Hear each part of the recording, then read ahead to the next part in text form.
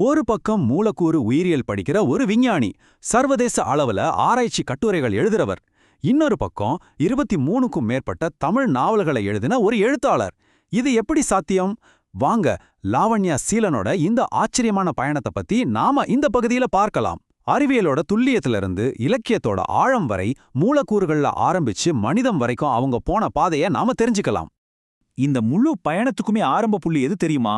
2000 வருஷத்துக்கு முன்னாடி நம்ம ஔவையார் சொன்ன இந்த ஒரு வரிதான். கற்றது கையளவு, கல்லாதது உலகளவு. இந்த சிம்பிளான ஒரு வரி ஒரு விஞ்ஞானியோட வாழ்க்கை பாதையையே மாத்தி போட்டிருக்கு. இப்ப பாருங்க, ஒரு பக்கம் செல் அண்ட் மாலிகுலர் பயாலஜில PhD வாங்கின ஒரு சயின்டிஸ்ட், இன்னொரு பக்கம் பல விருதுகள் வாங்கின ஒரு தமிழ் நாவலாசிரியர். இந்த ரெண்டு உலகத்துக்கும் நடுவுல ரொம்ப பெரிய இடைவெளி இருக்கிற மாதிரி தோணுது இல்லையா? ஆனா லாவண்யா ஷீலன் இந்த ரெண்டு அடையாளத்தையும் எப்படி தனக்குள்ள அழகா இணைச்சுக்கிட்டாங்க. சரி, முதல்ல அவங்க வாழ்க்கையோட ஆரம்ப கட்டத்துக்கு போவோம். அதாவது சயின்ஸ்ல அவங்க எவ்வளோ ஆழமா வேரூன்றி இருந்தாங்கன்னு கொஞ்சம் பார்க்கலாம். கோயம்புத்தூர்ல பிறந்து விவசாயத்துல டிகிரி முடிச்சிருக்காங்க.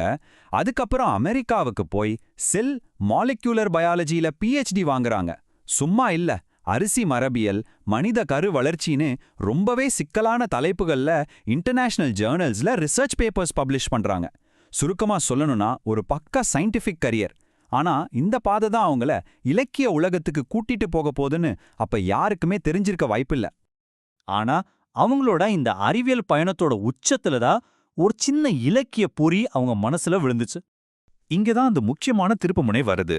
தன்னோட PhDக்காக ரொம்ப ஆழமா படிக்க ஆரம்பிச்சப்போ அவங்களுக்கு ஒன்று புரிய வருது. நம்ம எவ்வளோதான் படிச்சாலும் நமக்கு தெரியாத விஷயங்கள் ஒரு பெரிய கடல் மாதிரி விரிஞ்சு கிடக்குதுன்னு. அப்பதான் ஔவையாரோட அந்த வரி அவங்களுடைய அனுபவத்தோட சரியா பொருந்தி போகுது. அந்த உணர்வுல இருந்துதான் ஒரு கேள்வி பிறக்குது.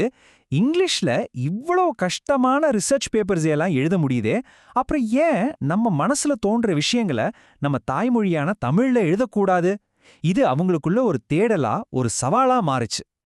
அதோட விளைவு உண்மையிலேயே ஆச்சரியப்பட வைக்கிற ஒண்ணு. 2012 இருந்து இன்னைக்கு வரைக்கும் 1-2 இல்ல 23க்கும் மேற்பட்ட நாவல்கள்.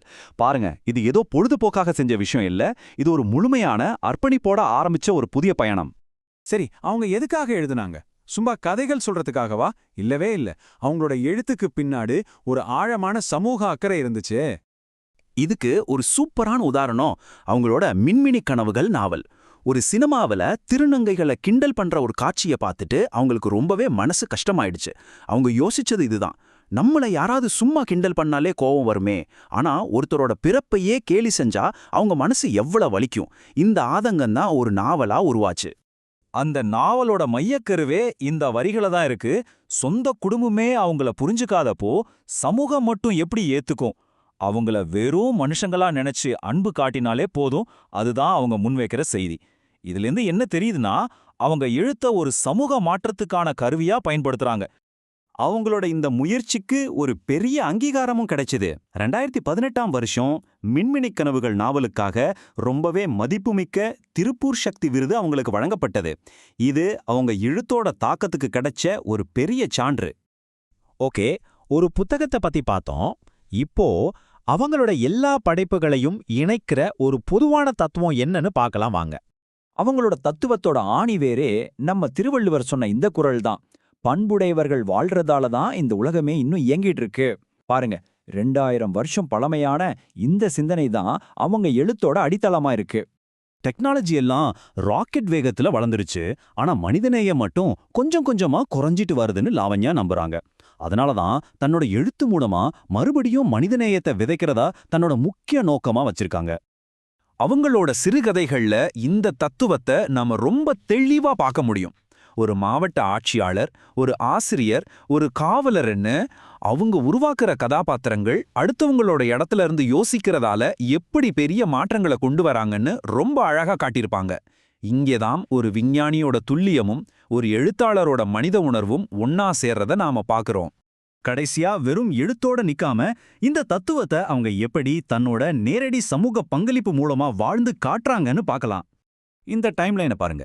10 வருஷத்துக்கு மேல ஒரு எழுத்தாளரா, ஒரு சமூக வழிகாட்டியா அவங்களோட அர்ப்பணிப்பு தொடர்ந்துட்டே இருக்கு. எழுத்து, விருதுகள், வழிகாட்டுதல்னு அவங்க பயணம் பல கிளைகளா விரிஞ்சு வளர்ந்துகிட்டே இருக்கு. அவங்க செய்யற இந்த சமூக பணிகள் எல்லாம் சும்மா பெயரளவுக்கு இல்ல, தன் குழந்தைங்க படிக்கிற ஸ்கூல்ல வாலண்டியரா இருக்கிறதுல இருந்து தமிழ் மாணவர்களுக்கு வழிகாட்டுறது வரைக்கும் அவங்க நம்புற தத்துவத்தை செயல்லையும் காட்டுறாங்க. குறிப்பா இந்த திட்டம் ரொம்பவே சுவாரஸ்யமானது. இங்கிலீஷ்ல இருக்கிற குழந்தை கதைகளை நம்ம தமிழ் மாணவர்கள் மொழிபெயர்க்க அவங்களுக்கு லாவண்யா ஒரு வழிகாட்டியா இருந்து உதவி பண்றாங்க. இதனால உலகத்துல எங்கிருந்தாலும் தமிழ் குழந்தைங்க அந்த கதைகளை படிச்சு தெரிஞ்சுக்கிறாங்க.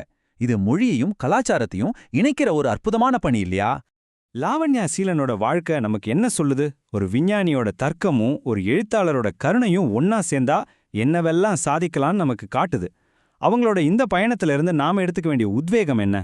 நம்ம அன்றாட வாழ்க்கையில நாம ஒவ்வொருத்தரும் எப்படி மனிதநேயத்தை விதைக்கலாம்? இது நாம எல்லாரும் யோசிக்க வேண்டிய ஒரு முக்கியமான கேள்வி.